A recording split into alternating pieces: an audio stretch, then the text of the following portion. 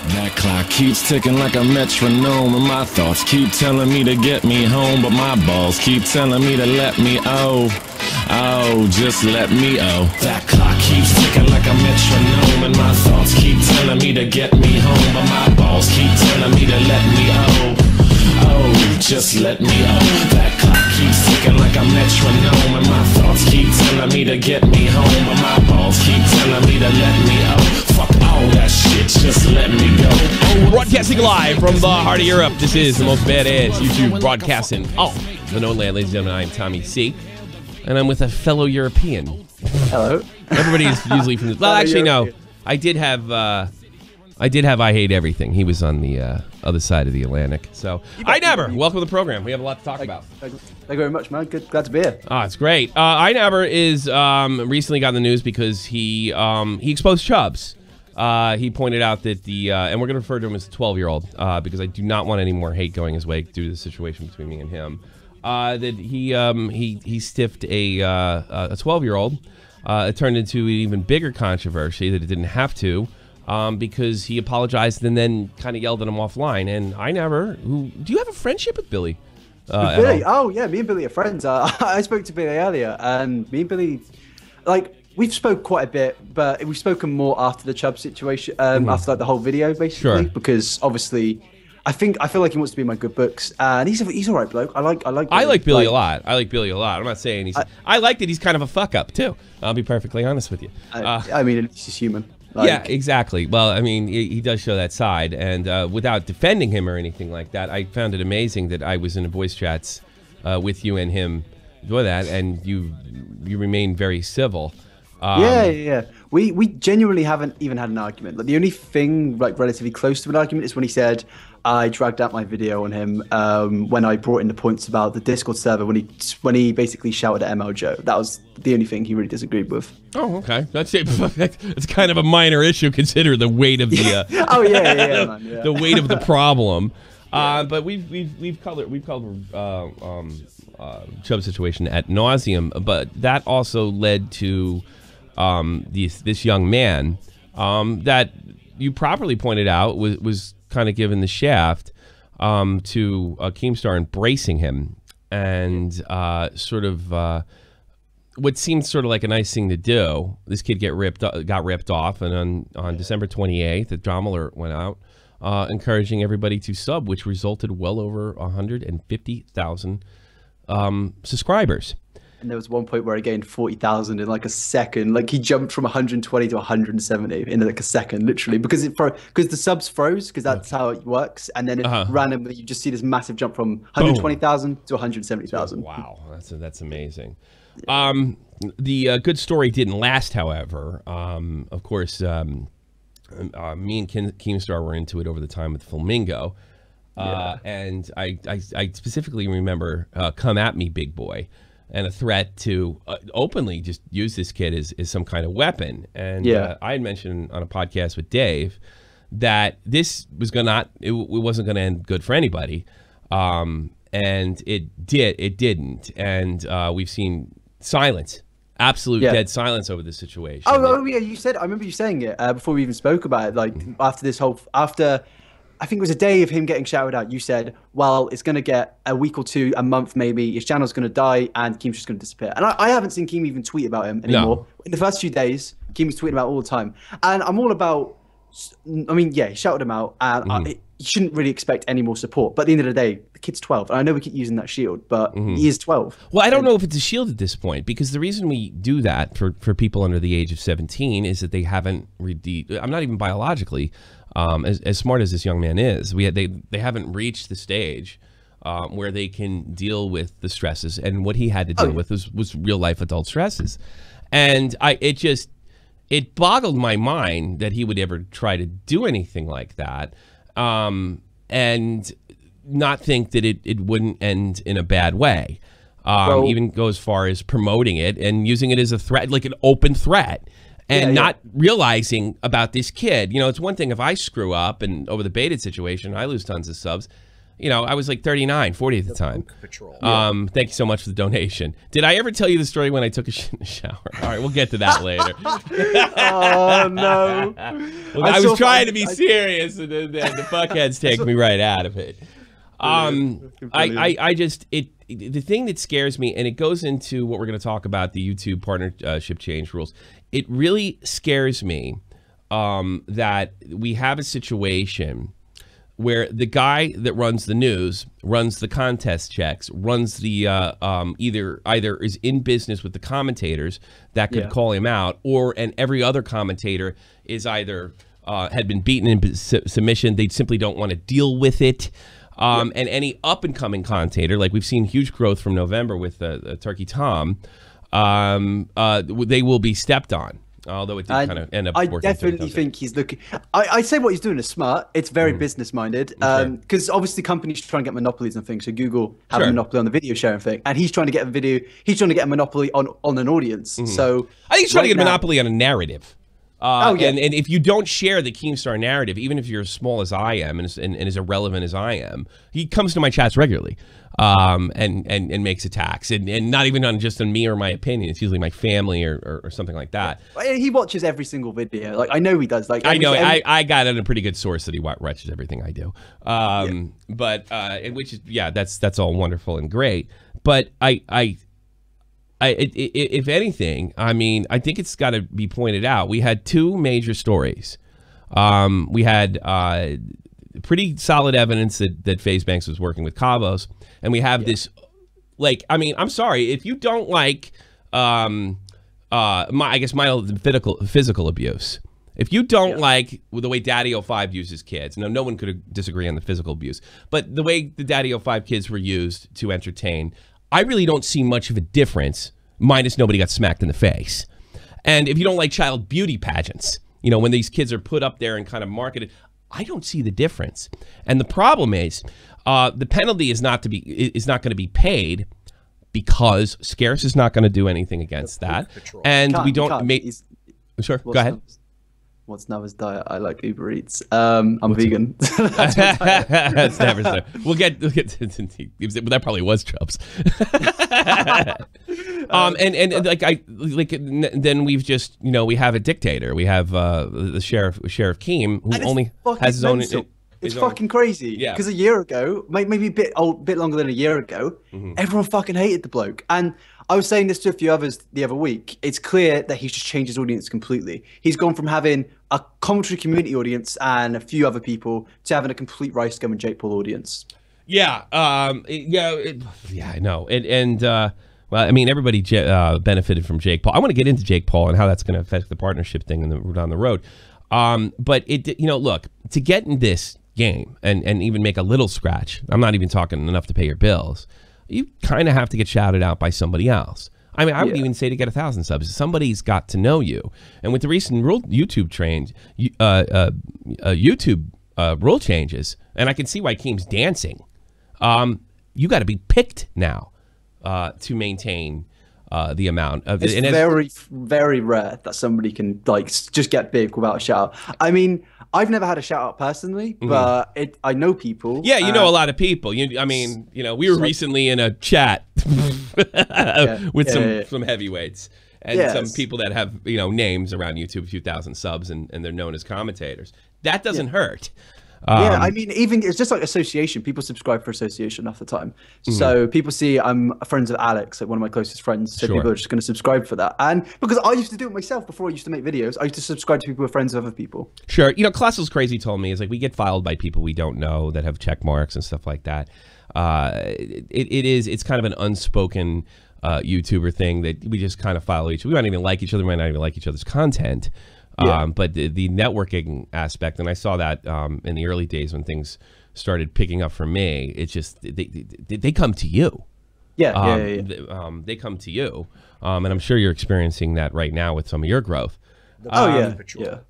Is there, in your opinion, what should be done, if anything, to keep, especially with the rule changes coming in, which is going to make it even more difficult to get noticed? I know YouTube has said monetization doesn't mean anything about getting in the search results. I simply don't believe that based on how vague they were And the trending page is So obviously has you nothing to do with think trending. that your video gets pushed more if it's monetized? It's not that I think it's or I have any evidence. I just simply don't believe YouTube because of their record.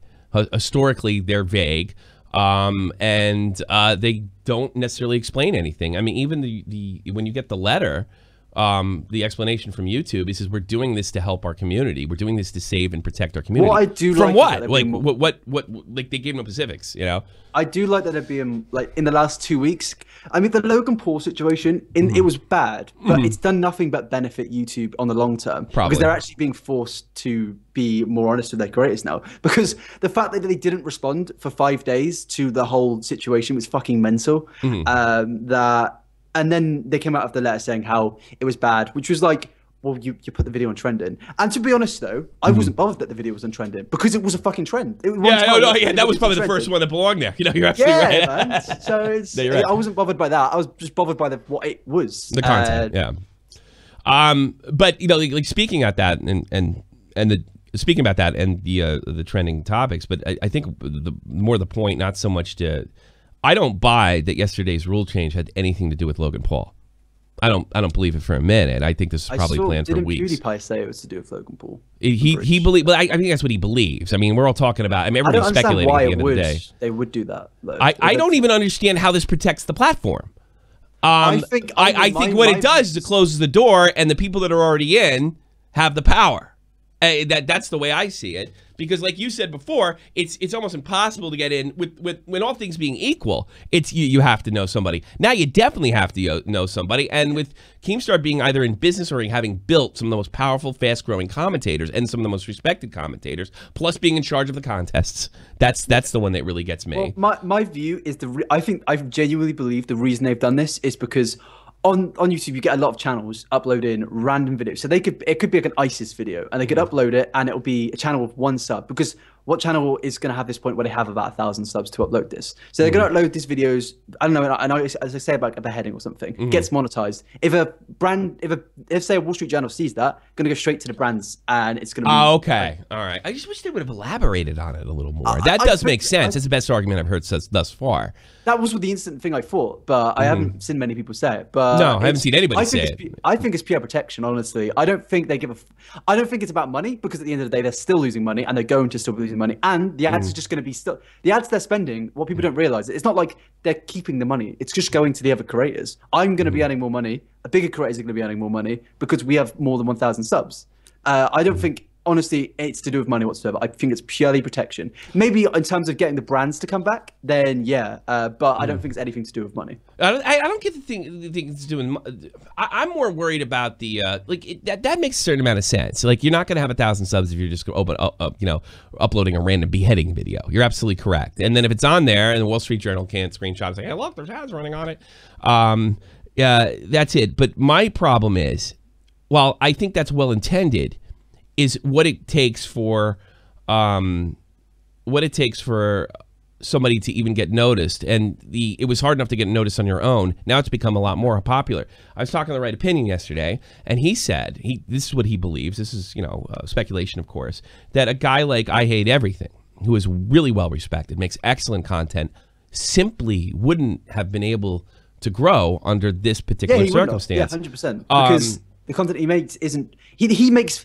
I tried to, when I had about 200 subs. I tried to make a sort of video like him where I reviewed a really shit movie. The video was bad. It was a bad video, but it just shows that you can't get big if you're not going to be doing trending topics, or if you don't talk about the biggest trends on YouTube, because that's just how it works now. It's just how it works. You have to cover things which are in trending. So if I want to rip into a vlogger who's in trending, that video is going to do well because the video is in trending. It might get in there recommended, and it's going to get views. But if you're doing a video about left-wing and right-wing politics, sorry, but you're going to have to get a shout from a big commentator. Especially now. I mean, a couple of years ago, back in 2014, during Gamergate, there was a lot of guys that built their channel around Gamergate, but that is just long older, and that community seems to be deteriorating. I'm less and less interested in them as time goes on. Even with shout-outs, though, people are still not. It's really hard to capitalize on. I remember Right Opinion got a shout-out from Paul Joseph Watson. Didn't really do much for his channel. Because it's not the audience. Exactly. It's not the audience. It's not the audience. They see that it's a young guy, and it really, his politics. By the way, I love the Right Opinions videos. I mean, some of the other guys who I like them personally. I don't actually enjoy their content because I don't watch Rick and Morty, or something like that. But I do like something like that, and it's been difficult for him. The right opinion. I think his videos are of great quality, and I think there's lots of guys that don't have the skills, or dare I say even the intellect to be able to produce content like that. But it's just like, I don't know. I'm not. In one sense, I keep on hearing that it's good for business. It'll protect the platform. Well, but I'm still going to be having my monetized videos at the end of the day. I think about I got a letter from a fan that's bagged it. He's bagging it. He's dropped through grand. He's got 1,000 some odd videos. Nothing got picked up. Nothing went viral. I'd like to read this to you if you don't mind. I'd like to read this to the thing. It's a little wordy. It's a little long, and it's not exactly in the right order. Lord Vega said, "Is the right opinion editing his videos right now?" I believe he's not. He says it's because of some reasoning, but at the end of the day, he's got the good voice for it. So I probably listen to James about the editing. I love the right opinion stuff, and I never thought that I would like a liberal, I just liberal politics don't interest me for the most part. And in fact, I find them a bit preachy, but I don't find that. I mean, you can have libertarian views and not be preachy, but it's very fucking rare to find that. That's true. This was written to me. Yeah. I was blown away, and I just want to bring everybody into the. And this is what I'm concerned about. Keemstar running things, Cabos running things, stepping on guys like Turkey Tom. And, he was going to make a video on Keemstar and Cabos. That's not happening anymore. Now, I mean, I was going to make a video on Keemstar. Well, you kind of did. It was very, it was shitty. How about that? But this is what he wrote to me, and I got to be honest with you, I was blown away and really touched. Recently, YouTube announced the new partnering requirements, which put me out of range for years to come. If you look up and research the benefits of being a partner, what you see is anyone trying to go at things without being a partner is going to suffer. They don't get end cards. They don't get to schedule their videos. So they can't get their videos out at a specific time every single day for their audience. Demonetized / non-monetized videos are sent to the search. Sent to the search is less likely. Now, YouTube has denied this, but I simply don't trust them. I doubt that's true. Alex just had his best month with most of his videos are demonetized. Though. Oh, really? Alex, most of his videos. Does he ever get them back though? Eventually, because I get them back in like anywhere from 24 to 40 when my videos get demonetized, so it's weird because earlier I uploaded a video like an hour ago. It was monetized before I uploaded it, and then 5 minutes before it went public. It became demonetized, and now it's monetized again. So it's very fucking inconsistent. Like, it's very but I feel like he still made money from them, but not a fraction of what he should have earned from them. And of all people to get the videos demonetized, Alex, he doesn't. I don't think he swears in his videos. I don't think he says anything contrary. He's just calm. Well, I don't believe. I think everybody's worrying about swearing, what content and the tag. I don't think. I don't think it's. I think it's completely random. I honestly believe it's completely random. I swear in most of my videos, and they get monetized. In fact, the videos I swear more in, most of them are fucking monetized. Yeah, I don't believe in the conspiracy. I don't believe there's anything you can learn from it. I think it is absolutely completely random, and it's just for the YouTuber Rag said they're incompetent, and it shows. They're absolutely incompetent. It's got better the algorithm that's doing it, but it's still not. It's not even close to good. That's why I can't get too excited. Like, oh, only 10% of the people that on the platform are going to be able to make money. I'm so excited. That's great. Is that all it is? Is it 10% have more than 1,000? That's subs? According to Trusted Flagger. It's only 10%. They must be. The ads are going to go up then quite a bit for bigger creators. Yeah, I know, but it also lets people. It's called YouTube, not their tube or not our tube. It's YouTube. That's where I have a problem with it. And I got to be honest with you, if the top guys are going to stay in the top and nobody can challenge them, especially when they use their social media power to, in one case, attack a business, another case to attack an individual, then I think you're going to see the same YouTubers 5 years from now. My worry is that the gap where you can get monetized is going to keep going up. You're going to have 10,000, then 100,000. I think the cap, even though it's a large amount, would be 10,000. That's I'd be questioning it, but I could see the logic, because then that would make about 1% of all. Yeah, and they also could keep tinkering this forever until nobody's making any money. I mean, and then you're going to see a drop of quality because nobody can spend money and actually spend money on videos. Let me finish this thing. These are just some of the 3 things that I know, and I'm finding more and more out every single day. I'm sure there is plenty of partners. There are plenty of partners who enjoy what we don't even realize and they don't even realize what they really even have. YouTube made a lot of changes from non-partners that partners that probably never even knew because no one listened. I understand why all big YouTubers are sticking to the narrative that it's about money. You're not. You're on the money train, right? Do you think it's about money? I'm on the I'm on the political side of it. I only made $28 on my channel, and I probably invested at least $2,000 editing PC, gaming PC, storage server, parts.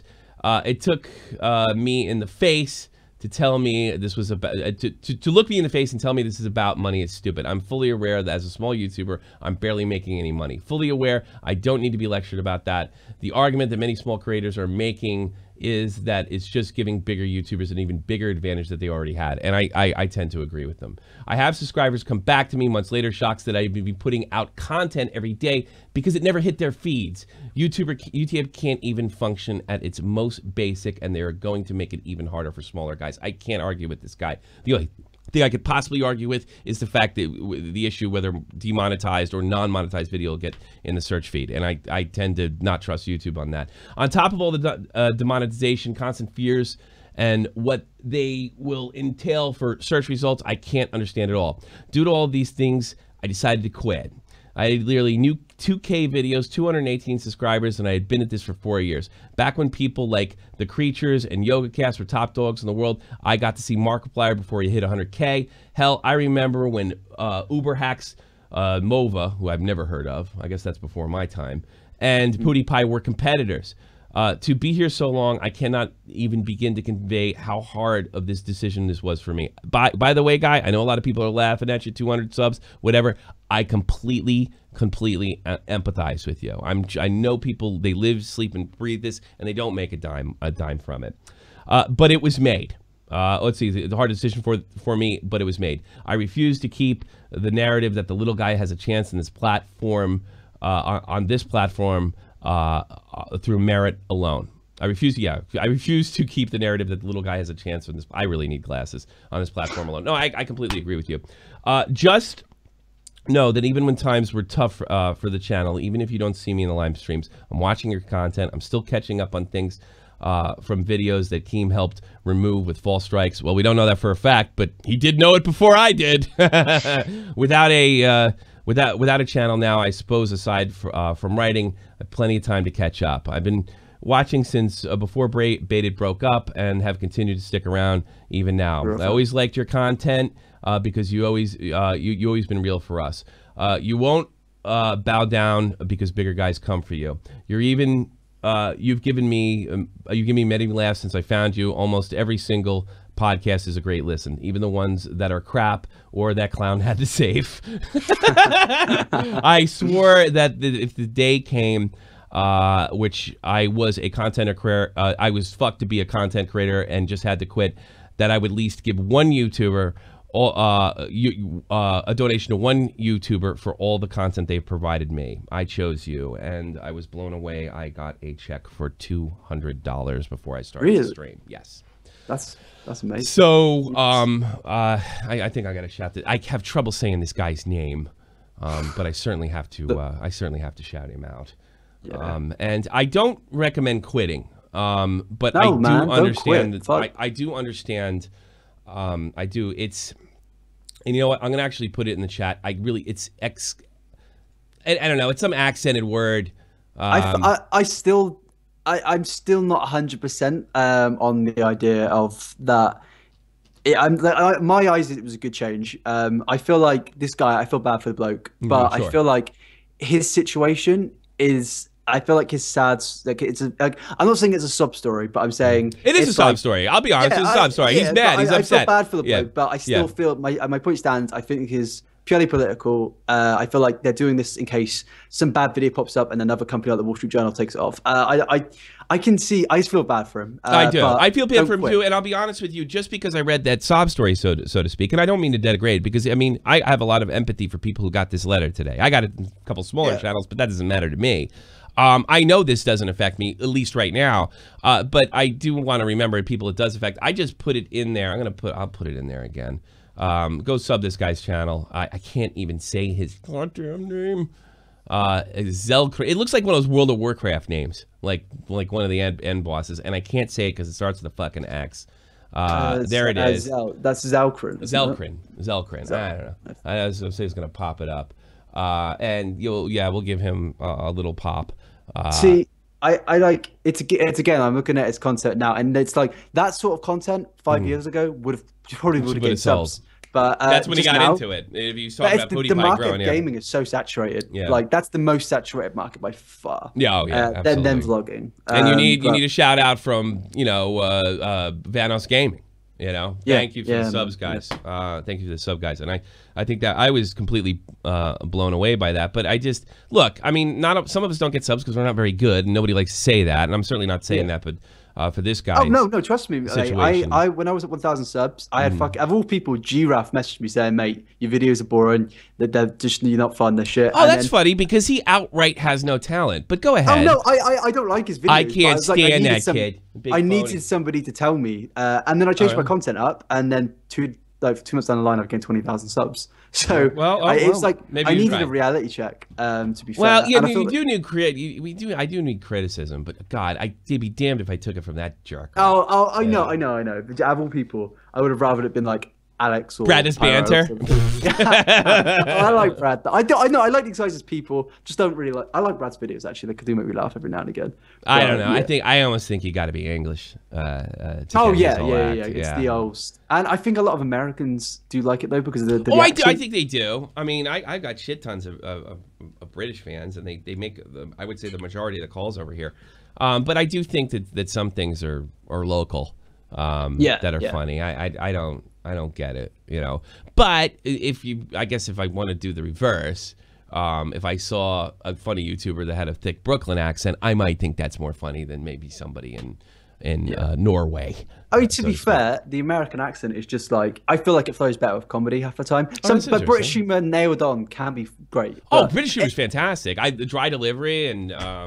Sarcasm. When I think of British humor, I think of Monty Python. Those guys are like geniuses. Yeah, man, 100%. And I do like British humor from time to time, and there's a definite cultural difference between the way humor is delivered. But I don't know. I think today's just to get off that subject. I just think today's kind of a sad day. If I'm not 100%, just because there's a sob story doesn't mean if it's good for business, then that's great. But I am still upset with those people that got those letters today. They have to be crushing, especially people that are close. Yeah. And I have a lot of empathy for them. If this ends up being good for business, so be it. I'm going to have to hear a better Turkey Tom destroy the turkey. I have to hear a better argument on why it's good, other than we're protecting the community. What you gave me as far as keeping the guys from getting their head cut off. Is a good example, but I'd like to hear more clear-cut examples, and I'd like to hear YouTube, I don't know, do what they say. When Nerd City makes a video on him, he finds out these numbers, they remove the numbers, and they say, they weren't what they thought they were. I don't trust YouTube because they are not transparent at all. They don't feel the need to be, and they talk to me, they speak to me like a child. So, that's what I feel. I mean, my friend, I do feel bad for people, but my friend Hoover was just saying to me, he had a video bang last week, got 40,000 views or something, and he wasn't enabled for monetization. He applied for it at 10,000 views, and recently he got the email, I think, saying they confirmed it, and now this has come through. So even though his channel's going to start to do well now, he's not going to be able to get monetized anymore. So it's like, even though you're not earning a lot of money, it's still... people say it'll motivate you to try and make money now, but it used to always motivate me when I saw a little bit of money in there. And it's not because I was all about money, but it was just cool to see, man. Earning money for making videos is such like it's a bug out. Like it's like a dream come true. Even if it's like $100. I mean, even before when I had under 1,000 subs, I had like $100 a month. And I ended up paying off. I got my kid a better present. I felt like gold.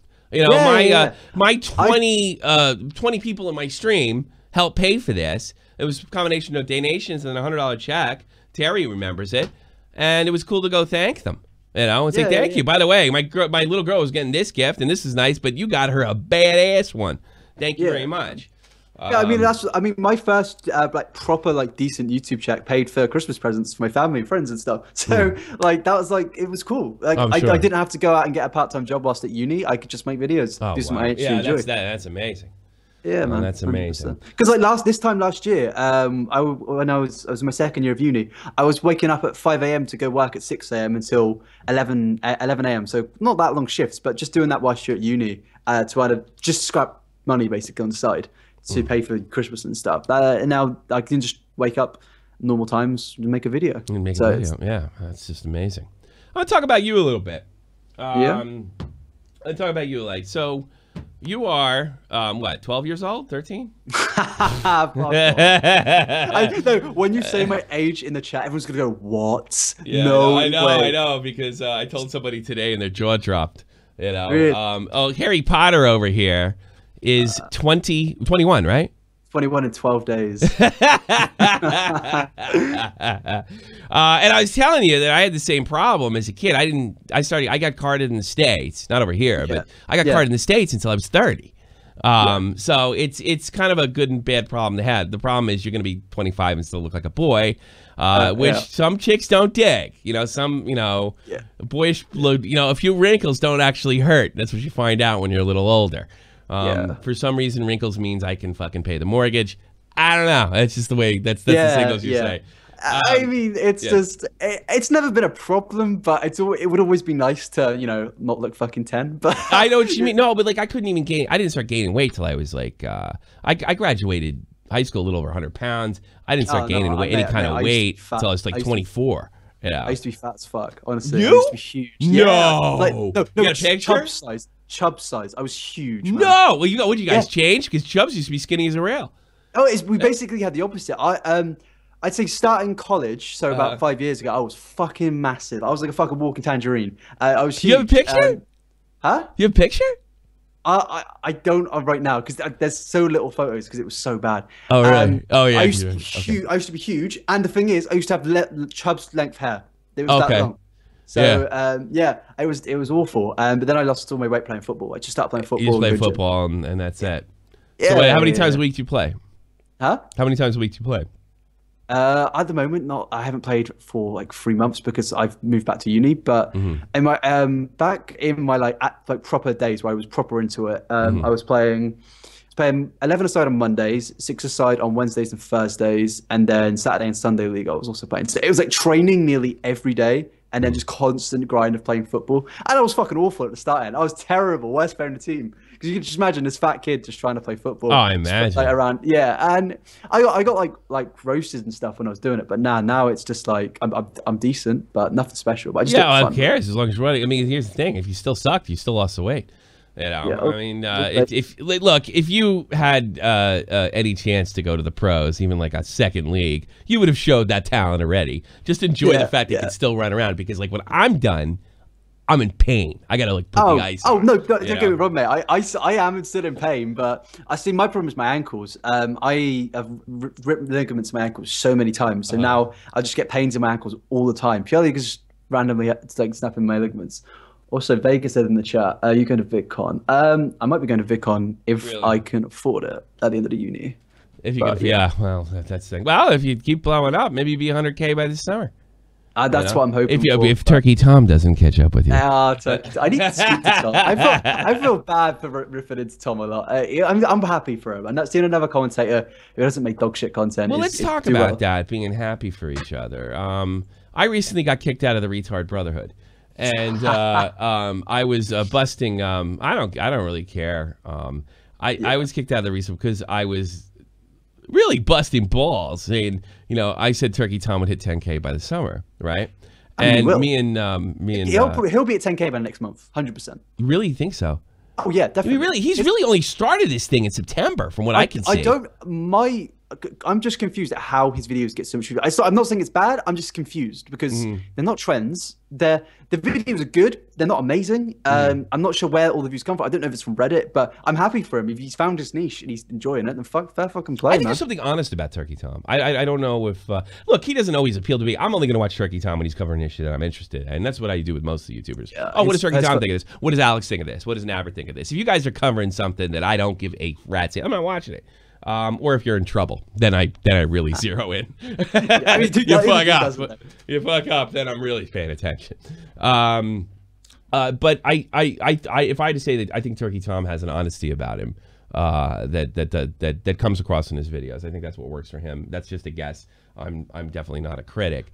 But we saw the situation. I mean, actually, Keemstar ended up helping him and not hurting him. Hoover kicked you, Tommy. We tried to get him to stop. I don't care. I don't want to be around that. But Joe knows it was Joe. Joe, probably Joe. But anyway, I don't want to go back anyway. Fine. It's all wonderful. It's all good. No, I have no interest in coming back, and I won't. Especially if you kicked out. I'm more mad that you guys kicked out Right Opinion because it's one thing to kick my fat ass out of there. It's another thing to kick your own homeboy. I did notice this in the talk. We talked about this offline, even the lower levels. And you mentioned something that I said over a year ago. There is just as much cutthroat bullshit backstabbing as there is in the mid levels, which is why I guess I would consider myself just lower mid. And as much as the 100K and up. The drama is real. I mean, I had a situation where Dave was fired. He was doing a wrestling show on somebody else's channel as a co-host, and he was fired a day before WrestleMania, and it really stifled him and turned into a full war to the point where we were associated with the channel, and to protect our own channel, we actually were sort of forced into a war to protect our reputations and to continue to keep there because the guy that made us, had an axe to grind. I won. But you have situations like that. Have you experienced that? And that's the vibe I got when I found out I was kicked for real. And I mean, you realize there's a lot of really sick jealousy out there. The jealousy is fucking mental. It's honestly I just try and stick with my friends now. That we like argue and shit. Like the chat you were in, they're like my main like friends, and like especially from the community. We have problems here and there, but like everyone else outside it, bar a couple like people, like it's usually the bigger people that are nice. Every bigger person that I spoke to has been nice. They've constantly just like helped me out, really. And it's always the smaller people that just want to fucking drag you down because they'll see somebody doing well for themselves, and it's natural because I've been there too, where you're just jealous. You're just jealous that you see somebody's like, well, his content's, I'm better than him. I don't know why that Turkey Tom keeps moving up in the ranks.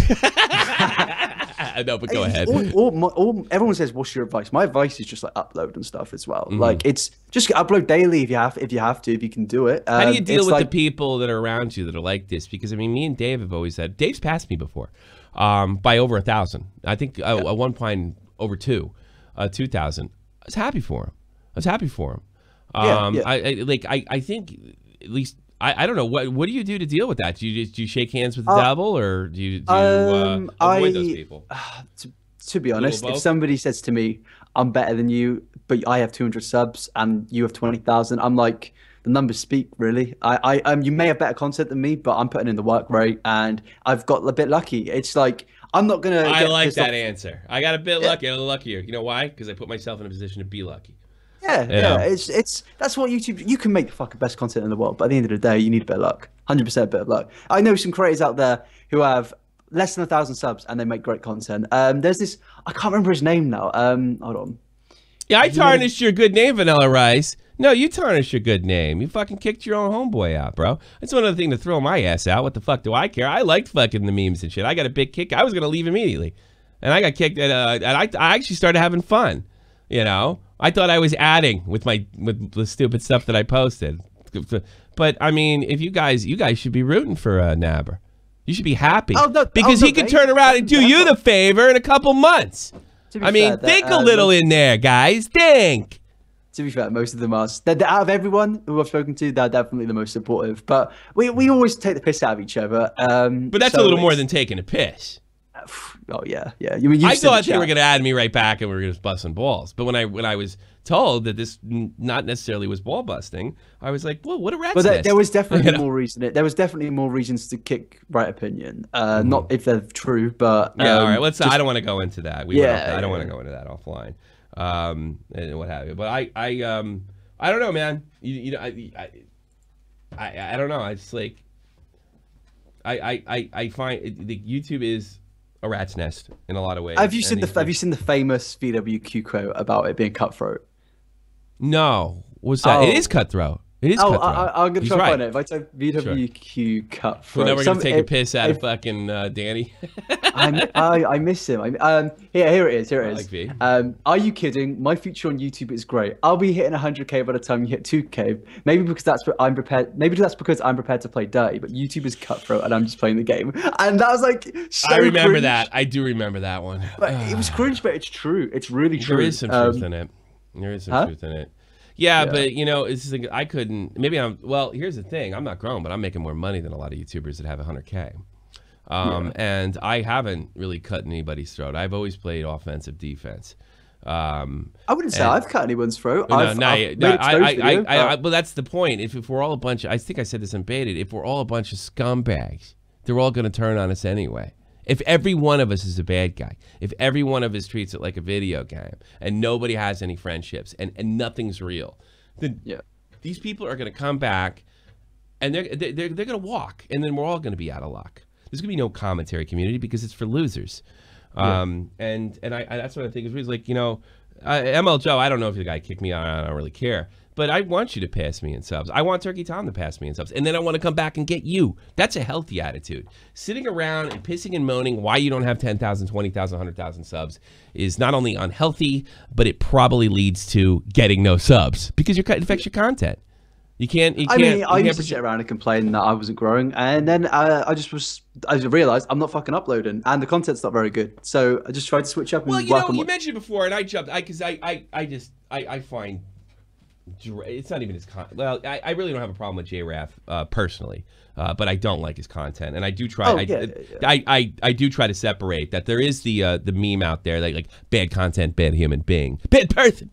You know, which really makes me sick. But I mean, if that worked for you, if that's like, look, you suck, you're too long, and that worked, well, there's nothing wrong with that. It's just getting a good kick in the ass. Yeah, everyone needs it every now and again, man. Yeah, I don't know. I don't really like doing it. I'm not much of a critic. And I'll be honest with you. When I criticize, I usually have fucking. I mean, I've criticized one friend, and it went fucking horrible because I didn't criticize him directly. I basically went to another friend and I said I really want to criticize him and tell him how to improve, but I'm worried I'll offend him. And he found out privately though. Look, I mean, it doesn't have to go privately. I mean, I'm going to make a criticism of somebody pretty soon, and I'm going to take him side. You know, and say, hey, you know, this is how I feel. This is nothing personal. Yeah. I mean, I think that's the problem. People take it too personal. It's not. It's just advice, really. Yeah, I suppose. All right. I think we're getting to the spot where we might take some calls. Just the last question. Are you worried about... are you worried about the kind of lock that Drama Alert really even has, not just on the news feed, but over certain creators that could actually give it legitimate criticism? I'm not worried for myself, but I'm worried for other people. I feel like I'm not scared by Keemstar. If I was, I would have pandered to him, and I would have been, oh yeah, Keem. We did. That's right. We got to talk about the stream from hell next. I almost forgot, but go ahead. Shit, shit. Good show. Stream from hell. But yeah, I'm just worried that because the commentary community is like a load of small YouTubers, and then there's like 10 big ones. That's it really, and everyone worships the big ones. And if one of these, no matter what one's opinions on them, will go to them, they're gonna most of the time they're gonna roll over to them because they got subs. And that's what I'm worried now. It's getting to that point with Keem, because if Keem wants to pick someone up and he wants to help him out, then all right, I'm not really that bothered. They're gonna have a dead channel in a month, but it's their fucking party. But it's just the fact that if he manages to get some sort of narrative, manages to convince people that he's I want him to help people. I don't want them to use people, especially people that are under the age of 17. If I could, I'd like to believe that it's not out of a malicious intent. But when he says that he isn't creating an army, and then a week later says he is creating an army of commentators after criticizing Paracynical, who isn't creating an army. And I've been making this case for months. I've been making this case for months. And he even put my name, the tinfoil guy. And my favorite part is, most of all, you have to be honest. And honest, I can translate that. Have my narrative. Yeah. I mean, he recently called Dave a liar. And well, that's why I was defending Dave so much. I was like, Dave hasn't lied about a thing. He's just been called a liar. You know, I mean, which has pretty much been done to me. But go ahead. I want to get to the stream from hell. You know? All right, let's get into it. Yeah, go ahead. So you took up the reins for my army buddy there, which I do appreciate. I don't actually agree with you on absolutely everything that you did, but tell me how that whole thing went in this now legendary stream that I missed. So, I mean, I can send you the unlisted link. I've still got it saved. But so basically, I was arguing with Keemstar on Twitter purely because he tweeted something like, I'm looking out for bigger, smaller creators. I'll give you a shout out if I like your content and if you like your stuff. And then I replied to it with, so basically, pander to Keemstar and then get the shout out. And which is my opinion is spot on. And then basically Alex replied with some stuff, just like joking around. And then Keemstar replied with something like, I don't like your content. I watched your Chubbs video and had to watch it in 3 different settings. I'm not sure what that means. And then I just replied with, I don't like your content. I had to watch your Jake Paul videos in 3 different settings. And he got really upset. He got really fucking upset. That's fine, of course, because you can't take a slight. You know, that's a funny joke, by the way. He can give it, but he can't take it. Sure. And I was at first having a laugh. I thought we were all having a laugh, to be honest. I posted a few memes. He literally went through my Twitter and just started replying to tweets, calling me a cuck and SJW. He was calling me an SJW. I'm not even a liberal. He was he doesn't know what SJW means. What are you talking about? I fucking hate he just knows that it's a weapon. But I mean, you know, like, look, you're in your 20s. You obviously got it. I mean, to some people, that's which I don't understand. I'm just getting used to this. To some people, that is, you know, that can change the way they produce their content. That can change the way. I mean, that's what it's designed to do. 3 million sub or 3 million follow Twitter account can make you react quite differently. And I think that's my concern. I think the overall. biggest reason I haven't rolled over to Keemstar is because YouTube is not right now my main thing. I'm about to graduate. I'm going to be graduating in 4 months. So it's like, if Keemstar destroys my YouTube career at the end of the day, you'll be all right. But I mean, but you don't care. But what about the bigger picture? What about other people? What about Turkey Tom? Exactly. That's what I mean. I love seeing Turkey Tom. I feel bad for these kids because they're at the age of 16 and their channel starts to do well. They start to get a lot of subs and they start thinking big opportunities here. So, and then it's like, they're in this stage between school and college and then university, and they've got to think, do I prioritize YouTube now I'm doing well, or do I prioritize school? And most of the fucking time, they're going to prioritize YouTube because at the end of the day, do you want to be a banker? Do you want to be somebody that makes commentary videos? No kidding. So, and most of the time, you're going to be making more money from YouTube if you get big. And so, stream from hell.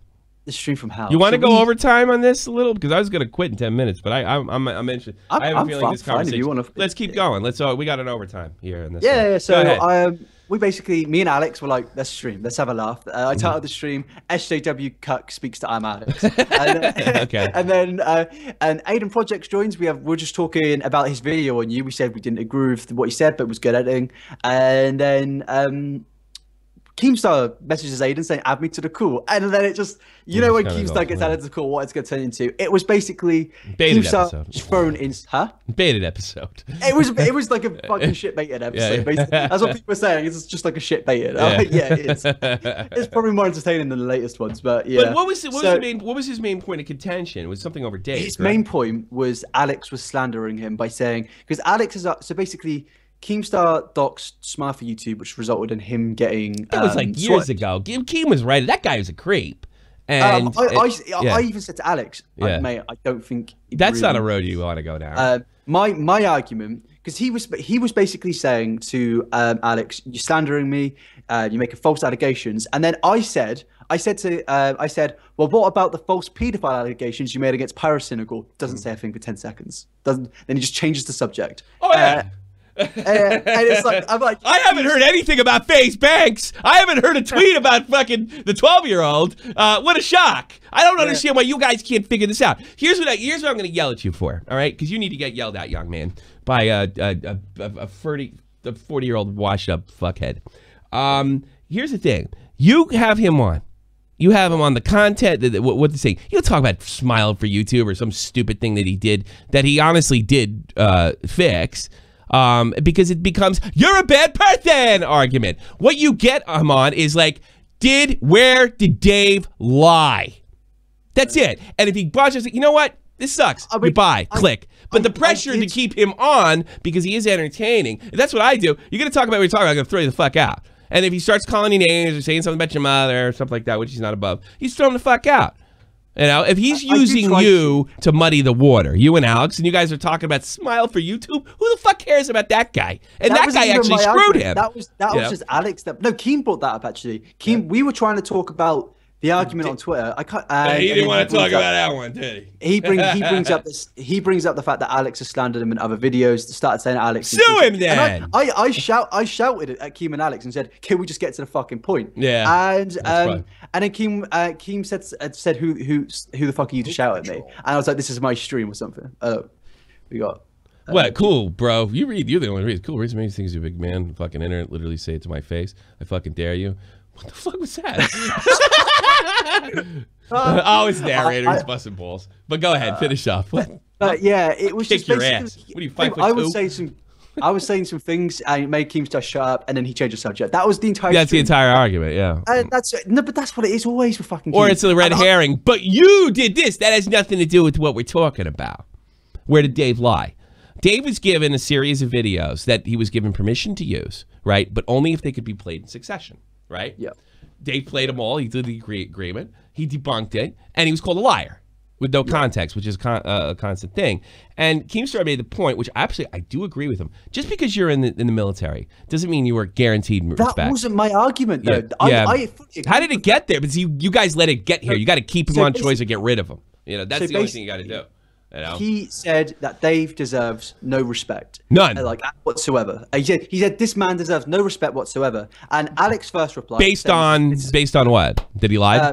Commentary community drama, basically. Okay. And Alex replied with, "This is a former serviceman in the army." And then I replied. That's not a good argument. I have to be honest with you. And I replied with, "You got another one." Oh, should I carry on?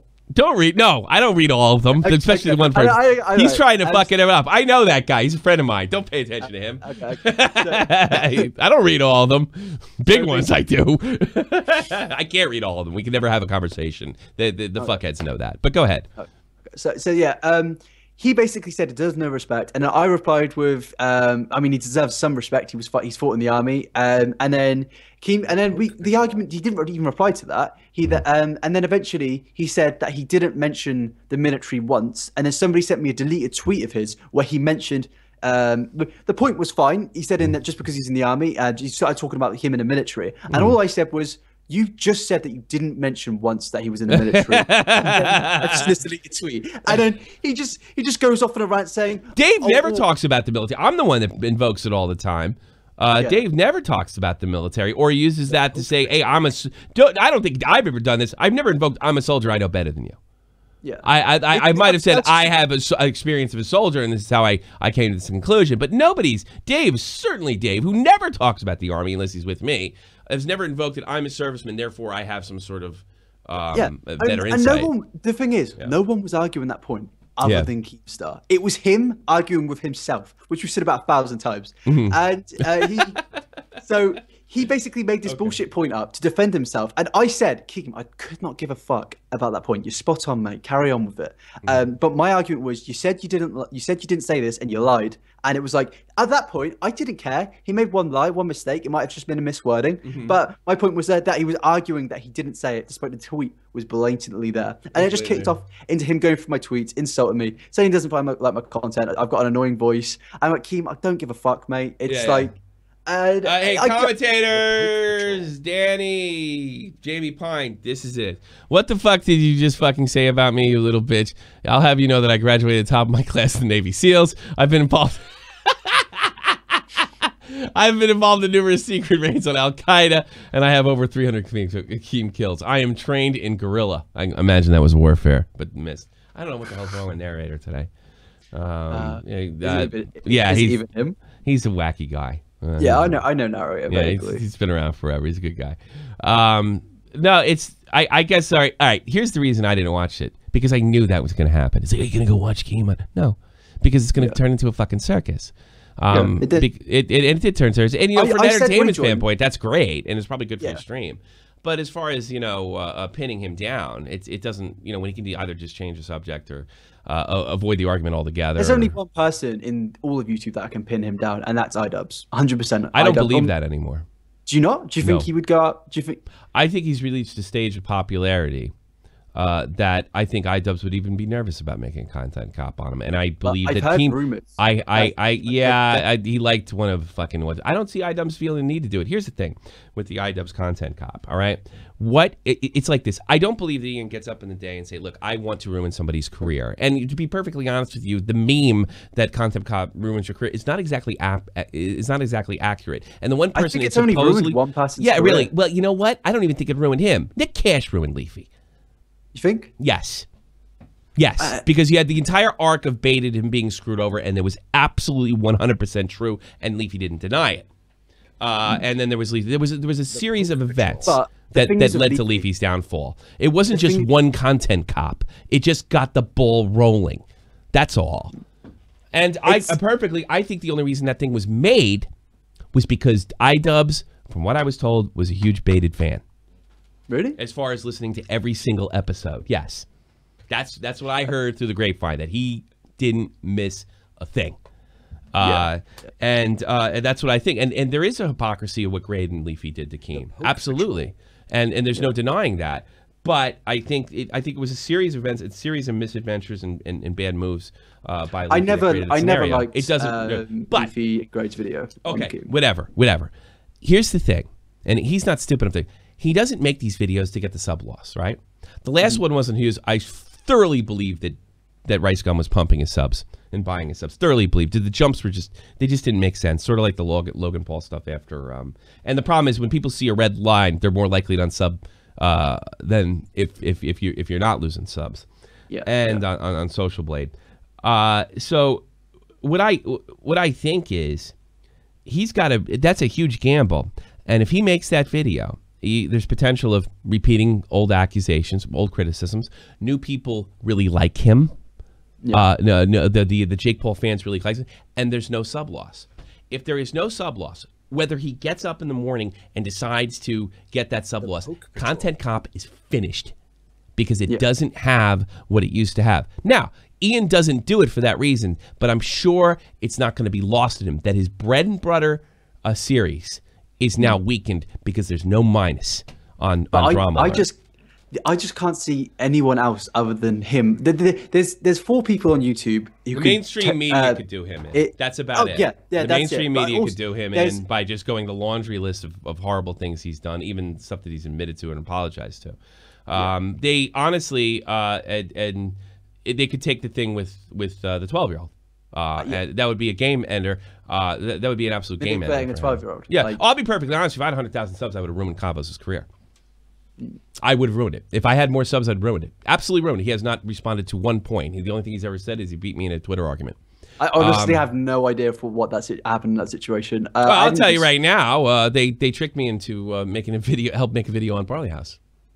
They came to, yes, he said, I've released all the information. And by doing that, it was actually after the second gag order was put on Banks, he tailed me, look, I want to make a video on Banks. And knowing that I was not on Banks's corner.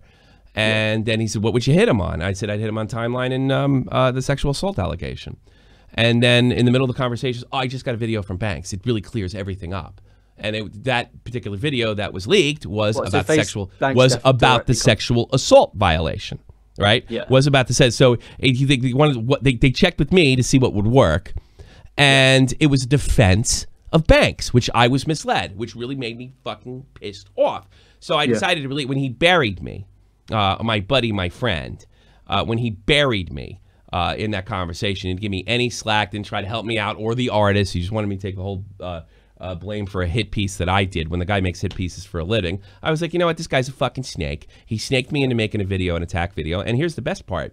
It was on the, we talked on the 21st. That was after the 19th where FaceBanks got his a gag order. If he's telling the truth, that means he helped. It'd be okay because he's in the UK. He helps FaZe Banks circumvent the judge.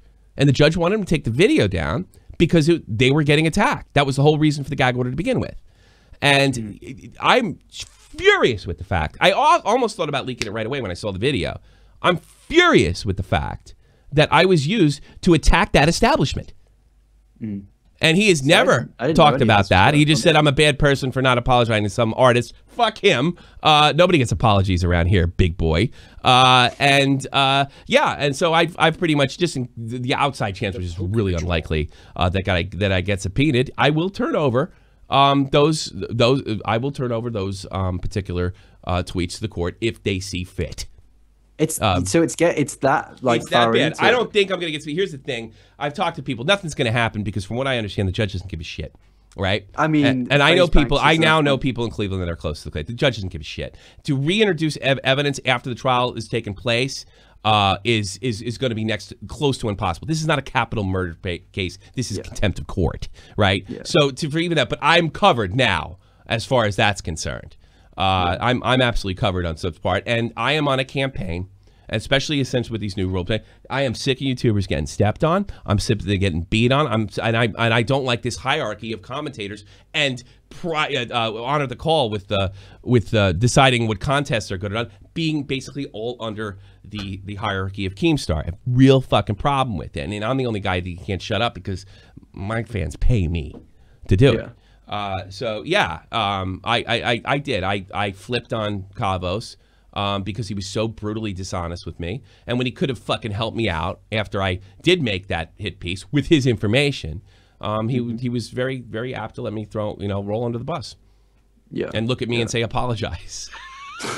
So I fucking flipped the info. I don't believe in the golden rule if you screw me, which I've said many times before. I don't go by the golden rule. Yes, that's it. But I don't think anything's going to happen, and more than likely, nothing's going to happen. The only thing, and I'll make this prediction now, if there's a possibility that Banks actually threw his lawyers under the bus, because the judge is now asking the lawyers, were you allowed to put up the second video for your defense? And Banks is claiming that his lawyers, told him it was okay.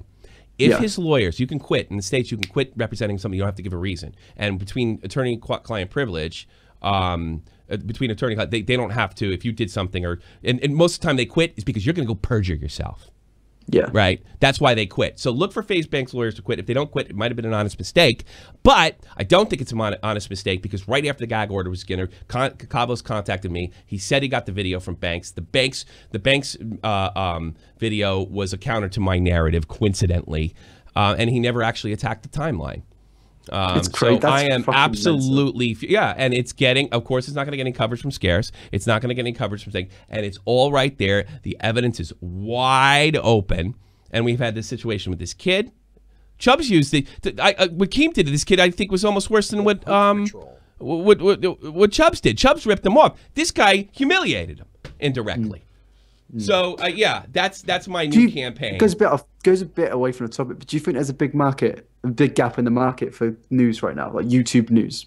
No, I don't think. I think he's monopolized it with a better product. In fairness to him, yes. I mean, it's an entertaining it is very entertaining product. Let's face it, we all get our shit from him. I mean, I don't anymore because it's mainly just Jake Paul. But we did. That's a good point. We did prior to this summer. We did. Oh, I used to watch every episode. Every episode. And it's not just because it was to get topics. It was genuinely fun to watch. As much as I disliked Keemstar, he's a good character and. He's super entertaining. He's really entertaining. I mean. But my point is, these stories aren't going to get covered under any circumstances. They're big stories. I mean. If you take my name on it and you put PewDiePie's name on it, and the victim was the 12-year-old, we got a whole different story here. Yeah. If PewDiePie used a 12-year-old to get back at Jacksepticeye, that's the biggest story of the year, possibly. And there's just no way to circumvent this. I mean, I got an idea that I'm going to try, and I hope the fuckheads are going to support. But I fear, especially with it was no shock that Keem was doing a dance with the rule changes. I think this, I think this is really an important issue, and not just for, guys that got in there, like, you got in under the bar, the door closed yesterday. You got into No, the bar, yeah, 100%. but there's no. One of the things I left out of that letter that guy sent me, he said he thinks we're next. So the 10K, 12K, 50K guys are next for the axe. And I don't know that that's not true. It's just a slope that's going down. Well, have you seen what Amazon have done lately? They've trademarked 2 titles, one of them being Amazon Tube. So there's a suspicion. I mean, I've seen it too. I've been saying it for about a year now that Amazon are going to recently compare, because they're the only company in the world that can compete with YouTube. My only issue, if Amazon release a website, it needs to be separate to the actual Amazon website, because the interface for Amazon Video is so bad. It's so bad. And the reason YouTube is so good is because the interface is just nice. It's really nice to look at, and it's so easy to use. That's the problem with even with competitors coming in. It's just mad how much there's so much monopolies going on, even inside the own website. Even inside the thing, and that's the thing. And I honestly believe that we're gonna have to throw. Look, I'd rather do this fight and lose than not have done the fight at all, and then everything you have to pander to Keemstar to have a channel. And that's what we're looking at. And this is what I fucking told everybody they were doing. And it's becoming more and more reality. And, keeping these guys out, taking the now the partner program is selective. It's going to be an interesting year, to say the least. A lot more interesting than last year. How well Keem's doing, to be honest. Just to see, considering how much he used to be hated, it's crazy. Actually crazy. I think that's actually worked to his advantage. He's so hated, it's boring to hate him. You think? Yes. I mean, he's a detestable human. He never hides the fact that he's a detestable human being. He plays on it. No, he plays on it. It's not all an act either. I would say the difference is he's offline. He's just a little softer spoken, but the same words are coming out of the mouth, but they're just spoken softer. I didn't have a problem with Keemstar up until the day he came and spoke. Nobody has a problem with Keemstar until he fucks you. No, fuck me. I just have a problem with how, if anything, he helps me. He brought subs to my channel. No, he helped you. He gave you a different. But you outlived your usefulness. Control. Oh yeah. But my problem was the fact that just him, how rude, how detestable he was as a person. And I thought the whole time, this is Keemstar speaking. And then he says to me, I'm going to be Daniel Keem for a second. And he was more of a cunt when he was Daniel Keem. So I don't know why I should like this guy. Why if he's watching it right now, probably is, probably will be tomorrow. Yeah. Why should I like Keemstar if he's not going to respect a host, if he's just going to insult me as an argument? I was hoping for a genuine you kidding me? See, no, I got to be honest with you. You're naive. You are naive. You are naive, sir. You're naive. You're very nice, very intelligent. You got a beautiful future ahead of you. I feel you're going to be a real winner. You're fucking naive. Just like I would have been at your age. So I don't like. You're naive. Everything has been a power move. And look, we're getting to the point with him where he's saying, I'm going to fucking do something wrong and no one's going to call me on it. Fuck you. And his exact words are, come at me, big boy. It's scary though to call Keemstar out. Like it is scary. At any place or time, anyone's gonna be scared. If PewDiePie made a video on Keemstar, he'd be scared. But he would be terrified. But don't think that he wouldn't fight. And if I'll guarantee you, Keem's got something on him. He keeps a fucking laundry list of shit. He would fight with that. I think there's 4 people on the website that can affect him. It was PewDiePie, Filthy Frank, who now is gone, Max Mofo, and iDubbbz. They're the only 4 I can say, and they're all 4 friends. And maybe H3, but H3. No, I think Keem took care of H3 in October. He's not a factor. That was scary. I'm the only one that stuck up for H3. No, I did too. Yeah. Oh, you did too? Oh, we were the only 2 then. Yeah. We were the only 2. That was it. Because and I don't think anybody realized with his so-called. You know what the problem with H3 happened was everybody was sick of his moralizing. And they didn't care that he was right. A couple months earlier, we were all saying context matters. Now we're saying you said the N-word. That's it. Game over. I think he definitely minimized. He didn't destroy H3, but he definitely minimized him as far as an influence. Look at where H3 was in 2016. What's that? Look at the damage H3 could have done in 2016. Huge. Yeah, it's huge. But the problem is the first bump H3 had was the hypocrisy over helping Tommy NC out.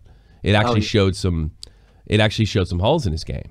That maybe he's just grandstanding here. He doesn't really care about Tommy at all. He's seeing a competitor, and Leafy's here. And I think that was kind of a downfall. He didn't make another video where he grandstanded until the CS:GO thing. Yeah. Until the CS:GO gambling thing. So I think he's been minimized, and it's just interesting, like the way I've watched, like, you know, we've documented on this show, one after another after another. You're going to have to pander to him. That's the thing. It's like, I want, most of all, honest. In other words, anybody who disagrees with me needs to be destroyed. That's exactly what I said in the tweet. That started a 4-hour argument. Purely because I said, honest. You want people to pander to you. Honest. That's all you fucking want, pandering. And I think, though, this will backfire. I feel, and he's going to be watching this right now, maybe thinking, oh, maybe that's true. Because I feel like you're going to get to this point where everyone's telling you what you want to hear, and then the fucking reply. Biggie with ball, $500. Go ahead. But I feel like he's going to get to this point of where everyone's going to be telling him how amazing he is, how wonderful he is. He's going to fuck up, and it's going to be a big fuck up. And I feel like he has fucked up, but it's just been covered up. Because in 2016, when he was fucking up, his friends were going against him because they knew they could and they could get away with it. Because back in 2016, we were all they overdid it. I remember having a conversation with him is like, Keemstar videos are getting old. And I'm like, yeah, they kind of are. You know? And I think that's where he almost got an immunity. You know? Because the Keemstar video now. No, we were talking in a chat the other day. There was quite a load of big people in it who have all done Keemstar videos, and everyone was like, "Are you really a commentary channel if you haven't done a video on Keemstar?" Personally, I haven't done one, but it's true. Well, how many big commentators haven't done a video on Keemstar at least once? Well, I would point out the hierarchy. The one that's really starting to concern me is the contest. I mean, you know, he got into big trouble on YouTube for selling YouTube channels, and now he's in charge of making whether your contest is legit. Wait, what, Keem does that? Yes, that's through Honor the Call. Oh, really? There it is. A guy has a great freaking reputation. Yeah, he calls that every time FaZe Banks or FaZe Clan sneezes the wrong way, he's on it. Guess when he didn't make a video? Keemstar. In November, when the Banks story broke. Oh, and we know Keemstar sucks fucking Banks' ass. Well, isn't he becoming a new host, or is that not happening anymore? Yeah, I guess he said now he's a host in there, so we're gonna really see some ass sucking. It's amazing. Like, I don't know. The people, it's just weird to me how much respect he's gained, and I don't know because even during I think most people think it's an act. Really? Yes, I think most people. It's toned down offline, but most people think it's just an act. Yeah. My first experience of Keemstar was him telling him not to do a video on him, and that tells it all to me. Tells it all. There's a lot. If I was a big YouTuber and somebody was making a video on me, I'd say go ahead. If you make a bad video on Keemstar, it makes him crazy. Yeah. I've talked about this before. It's no secret. Clown and him got in a legit fight offline. And Clown's like, I'm going to release that video on you. You motherfucker!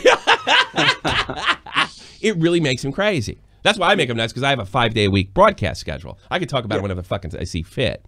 I really hammered him today. But yeah, that's what I'm concerned about. That's why I'm talking about. You want to take a few calls? Because there's a lot of people who've been here. Yeah, go for it. Fucking there. Okay, where's Leafy? I'm going to give you a little bit of a break, sir. Oh, wait a minute, I'm not in there. Yeah, where's Leafy? You're on here. Hey, what's going on, guys? You tell me. What's up? We need to find where Leafy is, you know? I think he's the only one who can take down Keemstar. I don't want him taken down. I don't want Drama Alert to go away. What I want is him not to be the judge, jury, and executioner, which he seems to be now. That's my issue. But Leafy, me and Billy are sending him Skype messages on a daily. We don't know where he is. Yeah, your news team, don't you have them for a reason? I have a direct fucking connection to Leafy. If he's not answering my team, answering me, how the fuck are they going to find something? Get his IP address, and they find out where his location is, all that good shit. You know? sound like the gamer from Mars a little bit. You know that? Where are you from? Ohio? New York. New York? Where are you? Upstate, obviously. You sound like a hillbilly. No. You're a big hillbilly, aren't you? You got a truck? I'm near Pennsylvania. Yeah, exactly. Yeah, you go down to the creek and go fishing. Is that what you do? No.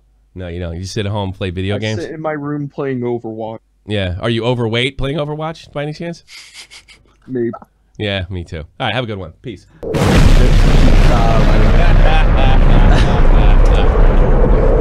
It's Gamer from Mars, everybody.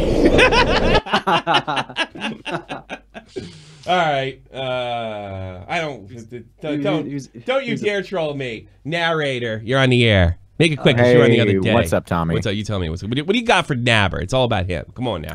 For Nabber? Oh, man, I was going to talk about the YouTube partnership program, but Nabber, your glasses, why are they round? They should be square like a normal person. Because they help my vision. And Oh, excuse me? I'm going for the Harry Potter cosplay.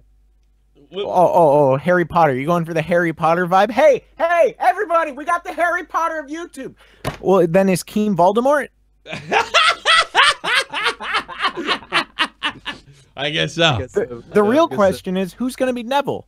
And who is? I've never even watched Harry Potter. Who's Neville? Oh, Neville Longbottom. I'm Alex. Can be Neville. Oh, no, don't give that role to him. which one's Neville? The dark one? No, Neville was the one who was very smart.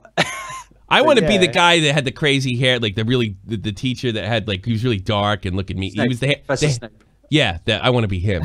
You want to be Snape? I want to be Snape. Whatever you say, Tom. Because I thought he was a bad guy the whole time. I feel like Snape would be colossal for some weird reason. Yeah, no, might be Colossal better probably one, would be actually. Snape because he never really does anything, but at the same time, everybody knows him.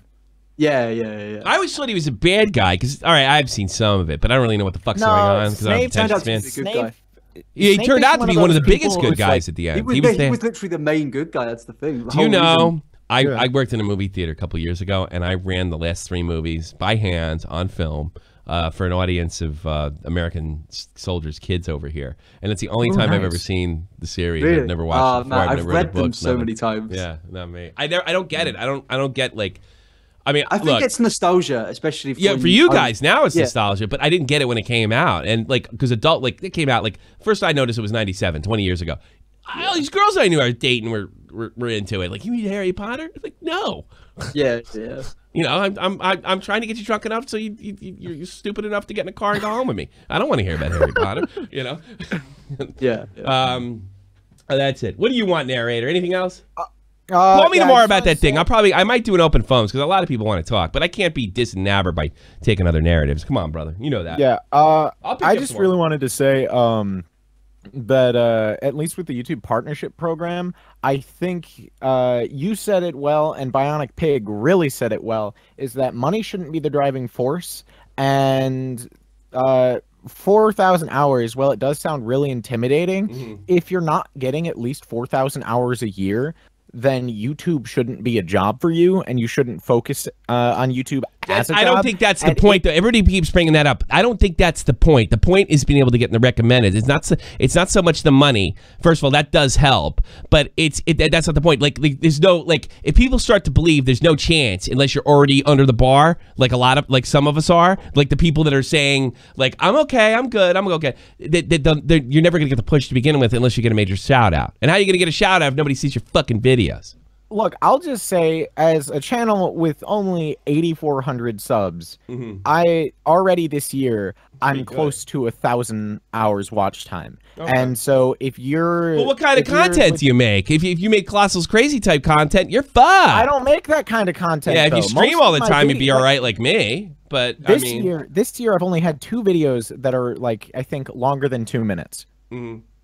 So, I mean, I do stream, and that's something I wanted to say. If you're legitimately close to that, then stream. Like, granted, I'm lucky. I don't know why, like, between 20 and 40 people watch my fucking streams. I just sit there and make fun of people. But at the same time, like, streaming really helps. Like, I think the stream I did, I don't know if it was yesterday or the day before. I think it was about an hour and 15-minute stream, and I got 41 hours of watch time from that. Yeah, so if you're legitimately close to the...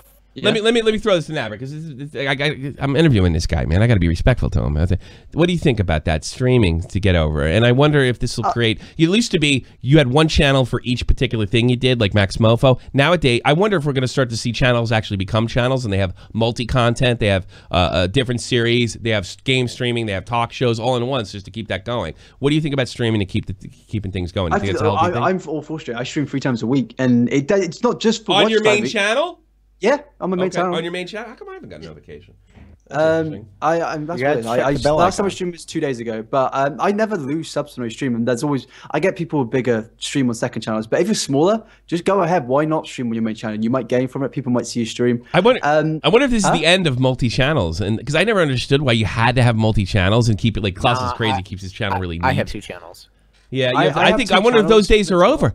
If you have different types of content, I wonder if those days are over. I would say that they're not over, only because at least with me, I have my main channel where like if I stream, it's not gaming and I'm like going on WikiHow or reviewing channels or making videos. And then I have my second channel, which is exclusively Osu. And there's like, so my second channel I think will live for a long time only because it's in a niche-ish market. Like because like Osu I think has on YouTube, you can like there's about 500,000 like ish users who can tap into that market. So I don't think all second channels will live, but if your second channel hits a niche, then it will be good. You just better make sure that you can lock down that niche. All right. Okay. Have a good one, sir. Bye-bye. Hey, see you later. Mr. Narrator, who wasn't very interested in talking to my guest. Vanilla rice? Should we take vanilla rice? Not real Keemstar. You're on the air. Oh, he's famous on this channel. I don't know. Hey, what's up, guys? What's it's not up? like I was on the show a couple minutes ago. Hey. What the fuck? I don't know. I've never talked to It's Hoover. It's Hoover. You're on the air. Hoover. What's up? What's up, man? What's on your mind? I saw you did it. He did a stream once with my graphics. That was kind of funny. I saw that. Oh, I was in that. Yeah. Thank you. I was this glass never if you wanted to crack open a cold one with the lads. Yeah, it's old me. It doesn't work. How about this? Get that guy out of my fucking Discord. Bye. Let's take some. Saib. Oh, no. Yeah, it's one of your guys. No. What's up, man? How you doing, man? How you doing, brother? I was just want to ask Inabber about the CDL. What do you think about it? What do you think of the CDL, Inabber? Best. What do I think of the CDL? Best group. That's all I could say. Best group. Nothing more. Just best group. Nothing more. I run it basically. I'm in charge, and that's all you need to know. What about you, Tommy C? What do you I think call it about the CDL? Retard Brotherhood because it used to be the Brotherhood. Now you're the would you say Retard that? Brotherhood. What do you think of that? That's rude. Do you want It is. Well, I'm not in it anymore. What the fuck do I care? You guys can all burn in hell. I can add you back. What? Do you want to be added back? No. I can The only way, if you take right opinion back and he accepts you, then I'll go back. I'll build back the bridges, you know? You build back, but you have to take the right opinion back. Because that I'm more... look, I understand why you want to hang out with my stupid ass. But, you know, you treat your friends better than that. You know, and you guys are all Englishmen, man. Doesn't there any kind of, like, you know, bond there? I'm not English. What the hell are you? I'm African. You're South... same fucking thing. Well, you know what I'm talking about, right? I'm not South African. What the... Like, you're changing the subject. That's the only way. The right opinion has to accept your invitation. And then I'll come back. Can we have that in writing so we can? No, I can say it right now and you can fucking remember it. I don't know. Clip the fucking stream, upload it to your channel. I don't know. You got to take the right opinion back, and then I'll come back. Otherwise, I don't want to be there. Okay. No. Will you swear by the sword? Yes, I'll swear by your creepy medieval English sword. Bye. All right. I'm gonna work my way back in. Yeah. He just constantly takes the piss. That's that's why I like being in there. Yeah, that's why I kind of like being in there. Like those guys are funny, and like I'll be perfectly honest with you. Like me as an old fart, you know, I was kind of honored. You know, like at first I was like, "Fuck this." Oh, Pyrocynical's in there. You know, but I thought I could hang, and you know, and like I realized most of you guys think I'm a fucking lame-o, which doesn't bother me. But I was having fun, and then you know, I'm gonna be able to root for who I want, and if I can help somebody out in there, I'd be happy to fucking do it. I don't know why you're burning a bridge with me. I'd be more than happy to do it. But you know, don't be a dick and root for your friends. If they don't want to root for, if it's a rat's nest, I'm out. You know, but I want to help them. Yeah. All right. What about Vega? I haven't talked to him in a while. Vega on the air with the Nabber. Inabber. Inabber. Inabber. Can you hear me? Yeah, loud and clear. How you doing, man? What's up, man? What's going on? Not bad, man. You? Good, good. I had a question for both y'all motherfuckers. Are you both going to VidCon or not? I got to talk to you privately about that. I might be dependent on money and when my channel is in like 4 months, I guess. Me and you got to sit down and have a call because my wife's asking now like what we're doing because we want to plan it like maybe at the end of the month if I do it. I want to know how. Oh, you're bringing a wifey? Hell no. Oh, I was gonna say. I'm trying to get a girlfriend while I'm out there. Jesus. Oh yeah, I can help you with I'm that. going out there. I'm getting on fucking drama alert with a bunch of broads. Me and our Nina, whatever the fuck her name is. We're gonna go. I'm gonna take a lot of pictures of her. I can call her up. I'm gonna dress up like goddamn Dr. Disrespect, get drunk, get a couple lines of coke, and have my arm around that e-girls. What the fuck I'm gonna do with VidCon? I'm doing it up big. You know, I get. Yo, we can call up Aria, get her homegirls down. You're 20 years old, right? She already told me she'd meet me. She would already told me she'd be happy to meet me. You know, let's see if like I have a feeling like she flirts with me offline, and I'm like, do you know how old and fat I am? Do you really give a shit about me? Some hot Canadian chick. But yeah, I just want to see her get repulsed as soon as I stand in front of her. You know what's funny? Because me and her, we talk every so often, right? Yeah. She's cool people. Oh, she's good people. She's cool, dude. And she does not give one flying fuck. Oh, dude. no. If you think you give a fuck, she doesn't. If she'll straight up walk up to you and be like, yo, let me suck your dick. Like, if you're looking at Aria Nina not giving a shit and you're trying to clown on her or troll her or expose her, she doesn't care. She'll give a fucking rat's ass. I remember because I used her for a part and get to the point, right? She actually performed. She showed me some of her acting chops, and it was funny. I was like, I'm off the air. You know, like you do realize I have 2 kids. I'm fucking lame as fuck. I watch documentaries, and I'm fat. Like what do you want? You know? And she's like, well, you wouldn't fuck me, and I'm like, it's not that I don't want to, but I mean, come on, man. Why would you want to fuck me? You know, like why? Wow. I'm saying like why would you ask that question? Just why? Because I want to see my kids again. You know, like that. Oh yeah, of course. Yeah. I thought we were talking hypothetically. Yeah, hypothetically, I'm not telling you to leave your wife. I bang her senseless. Fuck it, I put that Pornhub IRL stream on. Let's go to work, baby. But I'm not fucking 23 anymore. I'm not young like the Nabber. Well, I'll tell you what. Hey, Nabber, I'm not very young myself, but I will tell you this. I'm okay out there, and I'm okay. You're single. Yeah, I'm saying you come out to VidCon. What are we doing, man? What do you want to do? What do you want to do, Nabber? Anything, man. Anything. I just want to meet everyone. To be honest, man. I haven't met fucking anyone so far. So yeah, have a good time. It's a great way to know. All right, man. Yeah. I'm saying you gotta come through. We gotta come through, dude. I think we gotta get a bigger house. I was thinking, hey, we should get a Catch 33 house, but we can't call it that anymore, huh? No, we can't. Yeah, but oh god, I do. You know what I'm gonna do? I'm not gonna go, and then I'm gonna watch you guys have fun, and I'm gonna kick myself in the nuts like I did last. We're gonna do it, dude. It's a blast, dude. I mean, I don't think there was drama. I don't think so. Yeah, there was drama. We had a blast. There was here and there, drama. But it was stupid drama. Like get over it 10 seconds later drama. Yeah, that's true. I mean, I could deal with that drama. You know. I'm just hoping I don't get into any when I start uploading. I'm hoping I don't get into any issues, dude. Myself. I got your back. Because well, I'm saying physically. Oh no! I'm not gonna be able to be in a room with people I got problems with. Well, you don't have any problems. You know what I mean? You don't have any problems with anybody, do you? No, I don't. I'm just saying. That's why I said I hope I don't. Here's the best part. Like you've killed like fucking 50 people. Who's gonna fuck with you?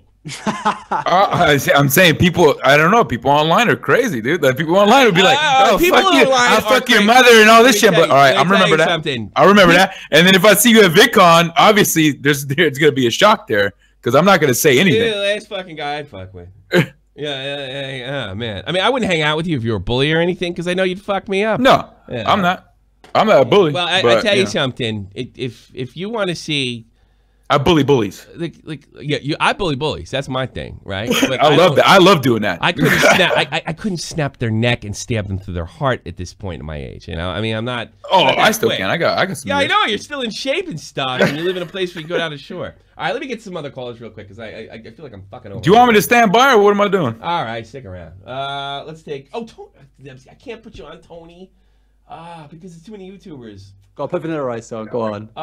He's a YouTuber too. Stony Draz. All right, I'll put Rice on real quick. I'll try to go to Stony Draz real quick. We gotta go. What up? What up, man? What you got for Nabber? Hello.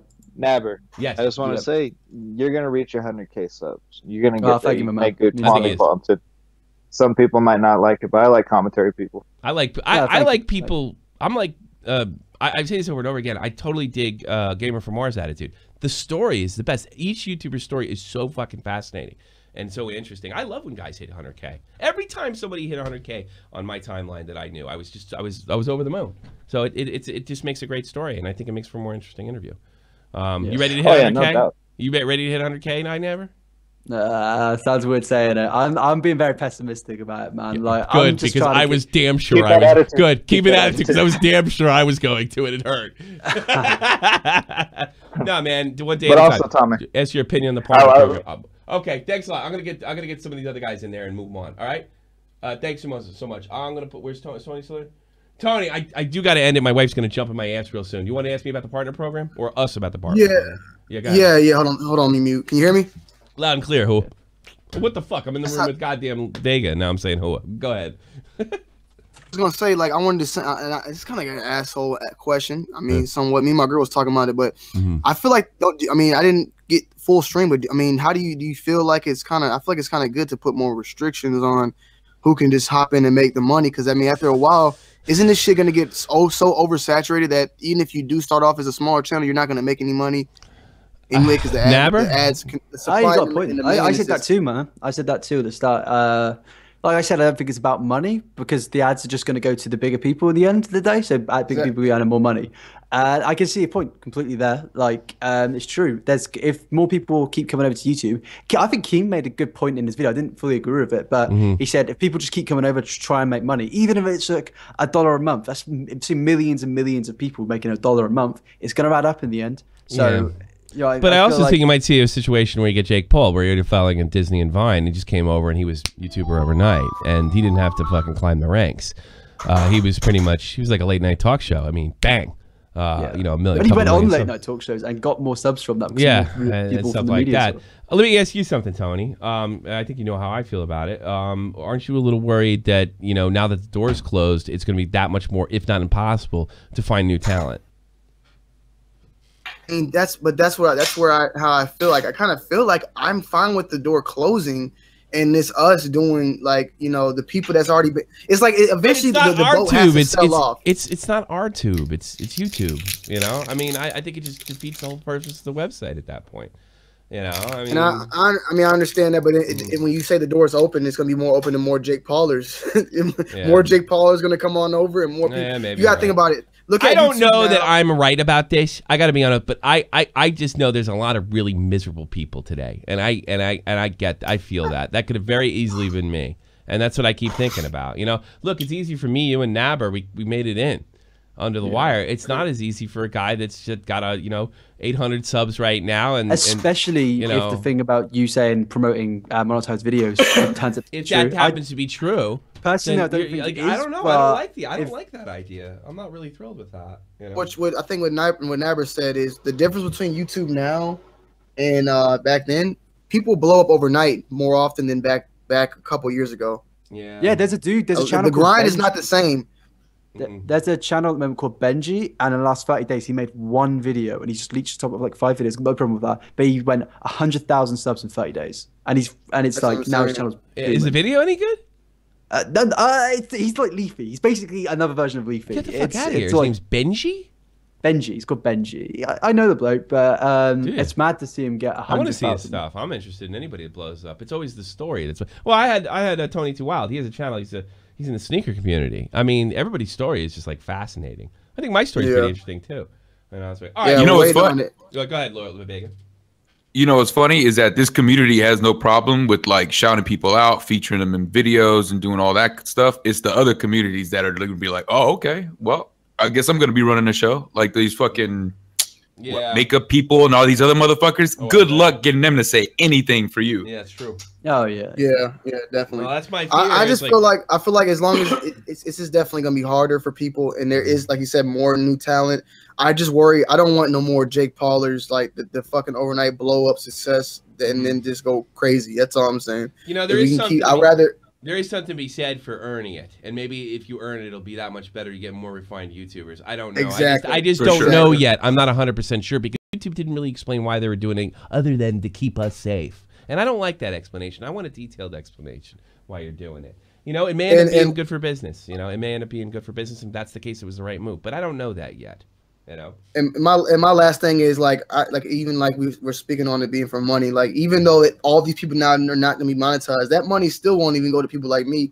It's going to go to the preferred program people. There's people above these 2 million sub channels are going to be getting more getting that little, you know, money here and there from them smaller channels that are gonna be now missing out on making $1 or $2 here and there. So it doesn't benefit people like even me. I feel like it, you know, I just feel like it's I feel like at the end of the day, it should be people that hopped on it early should be Poke Patrol rewarded, I suppose.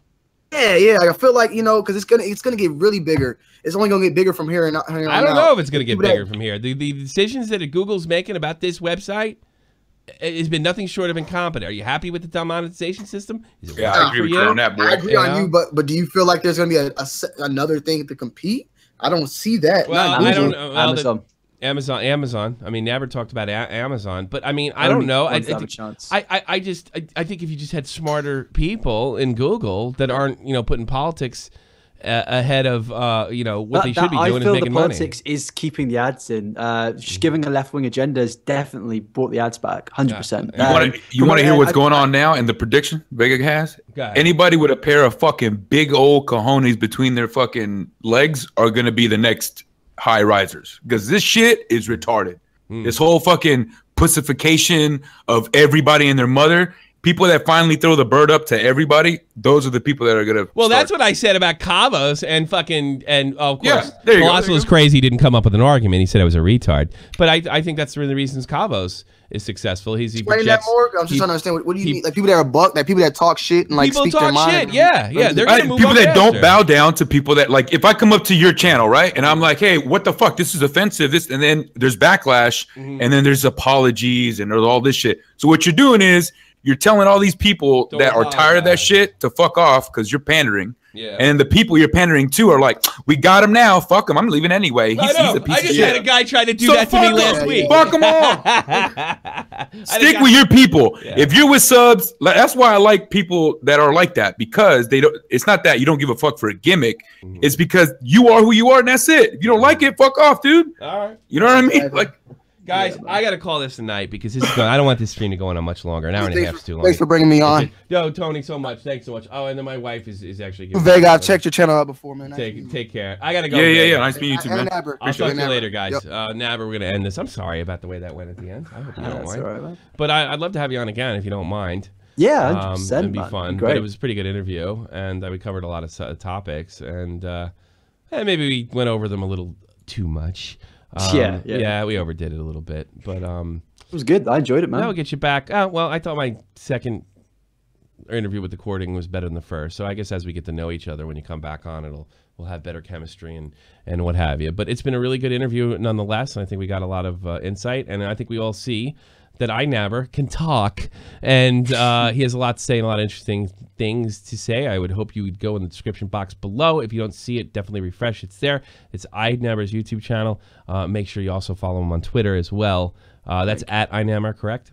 Inabber TV, because I got suspended. Yeah. It was a bit repetitive, Colossal. I did realize that, but I mean, I didn't really have that much more points to make than the ones I have, you know. And I don't know if this thing is bad for YouTube. I'll be honest with you. I just have a lot of empathy for people who lost today, you know. Yeah. And I know you do too. It's easy for us to say, "Oh well," you know. Yeah. And people are just getting heated out there. And man, I don't blame you. I sympathize completely.